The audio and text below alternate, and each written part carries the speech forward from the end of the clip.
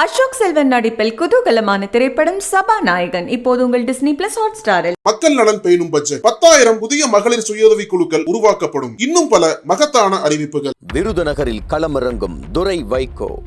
விஜய தாரிணியை சந்தித்த விஐபி. ராஜுபாயும் ரகசிய டீலும். ஆஃபர் ஆசை விடாது கருப்பு வாசன். இபிஎஸ்க்கு ரெடியாகும் அமித்ஷா எஃபெக்ட். செல்வ பெருந்தகைக்கு எதன் அடிப்படையில் மாநில காங்கிரஸ் தலைவர் பதவி கொடுக்கப்பட்டிருக்கிறது என காங்கிரஸ்குள்ளேயே கேள்வி எழுந்திருக்கிறது. காங்கிரசின் புதிய தலைவராக நியமிக்கப்பட்டிருக்கும் செல்வ பெருந்தகை பட்டியலினத்தைச் சேர்ந்தவர். ஆனால் அவர்களுக்கான பிரதிநிதித்துவத்தை தர வேண்டும் என்ற அடிப்படையில் அவருக்கு இந்த பதவி வழங்கப்பட்டிருப்பதாக கூறுகிறார்கள். குறிப்பாக ராகுல் காந்திக்கு நெருக்கமாக இருக்கும் பட்டியலினத்தைச் சேர்ந்த ராஜு என்கிற அதிகாரியும் செல்வ பெருந்தகையும் நீண்டகாலம் நண்பர்களாம். கார்கேவும் பட்டியலினத்தவர்தான். ஒருமுறை கார்கேவை மரியாதை நிமித்தமாக சந்தித்த செல்வ பெருந்தகை, தலித் பிரதிநிதித்துவம் காங்கிரஸில் இல்லாமல் இருக்கிறது, உங்கள் பீரியடில் என்னை தலைவராக்கினால் காங்கிரசுக்கு புத்துணர்ச்சி கிடைக்கும் என்கிற ரீதியில் பேச, சாதியை வைத்து சாதகம் தேடாதீர்கள் என அப்போது எரிச்சலானாராம் கார்கே. ஆனாலும் தன் முயற்சியை செல்வ பெருந்தகை கைவிடவில்லை.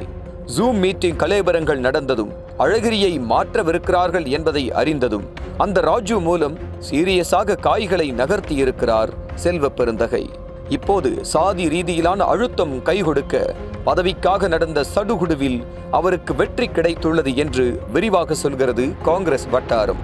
அதே சமயம் செல்வ பெருந்தகை நியமனத்திற்கும் இப்போது காங்கிரஸில் பலமாக எதிர்ப்பு கிளம்பியிருக்கிறது. இவர் மீது கடந்த காலங்களில் சில வில்லங்கமான கிரிமினல் ரெக்கார்டுகள் இருக்கின்றன. அதையெல்லாம் எடுத்து காங்கிரசின் மேலிடத்திற்கு அனுப்பி வைத்து, இப்படிப்பட்டவருக்கா தலைவர் பதவி என குமுறி வருகிறார்கள் எதிர்கோஷ்டியினர்.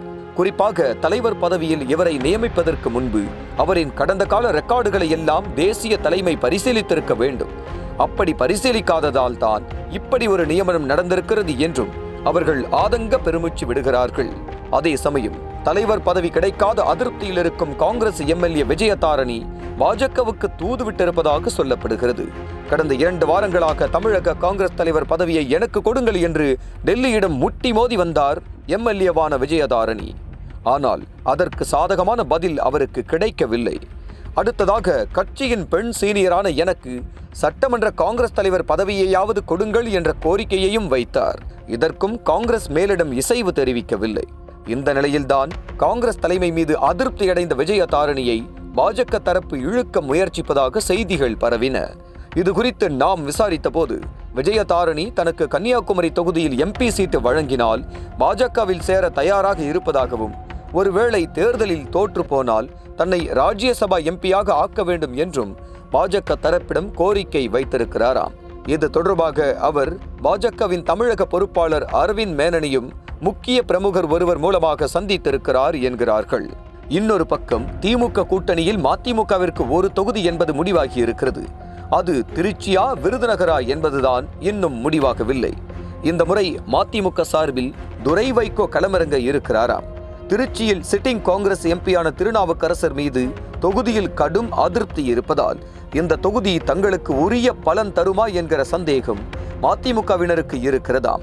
அதனால் வைகோவுக்கு செல்வாக்குள்ள விருதுநகரையே எங்களுக்கு கொடுங்கள் என்று அறிவாலயத்திடம் கேட்டு வருகிறார்களாம். அதே போல அறிவாலயம் அறிவுறுத்துவது போல் உதயசூரியனில் நிற்காமல் தங்கள் சின்னத்திலேயே நிற்க விரும்புவதாகவும் திமுகவிடம் மதிமுக தரப்பு வலியுறுத்தி வருகிறதாம். எப்படியாவது அதிமுகவை தங்கள் பக்கம் கொண்டு வந்துவிட வேண்டும் என்ற துடிப்பில் இருக்கும் பாஜக ஏற்கனவே 2 முறை ஜி.கே. வாசனை எடப்பாடியிடம் அனுப்பி வைத்தது. ஆனால் எடப்பாடியோ எங்கள் முடிவில் எந்த மாற்றமும் இல்லை என்று சொல்லிவிட்டார். அதிமுக இல்லாமல் தமிழகத்தில் களம் கண்டால் பைசாவுக்கு கூட தேரமாட்டோம் என்று நினைக்கும் பாஜக 2 நாட்களுக்கு முன்பு 3வது முறையாகவும் விடாது கருப்பு என்பது போல வாசனை அனுப்பி வைத்தது. அப்போது எடப்பாடியிடம் பேசிய வாசன் டெல்லி கொடுத்த சில ஆஃபர்கள் பற்றி விவரித்து ஆசை காட்டியதோடு, நாடாளுமன்ற தேர்தலில் அதிமுக பாஜக கூட்டணி புதுப்பிக்கப்பட்டால் 2026 சட்டமன்ற தேர்தலில் கூட்டணியின் முதல்வர் எடப்பாடிதான் என பாஜக அறிவிக்கும் என்றும் சொல்லி இருக்கிறார். இருந்தும் எடப்பாடி அசைந்து கொடுக்கவில்லை. அவரது இந்த நிலைப்பாடு பற்றி அறிந்த ஒன்றிய உள்துறை அமைச்சர் அமித்ஷா எடப்பாடி மீது ஏகத்துக்கும் கோபத்தில் இருக்கிறாராம். இதன் விளைவை எடப்பாடி கூடிய விரைவில் சந்திப்பார் என்று சற்று மிரட்டலாகவே சொல்கிறது பாஜக தரப்பு.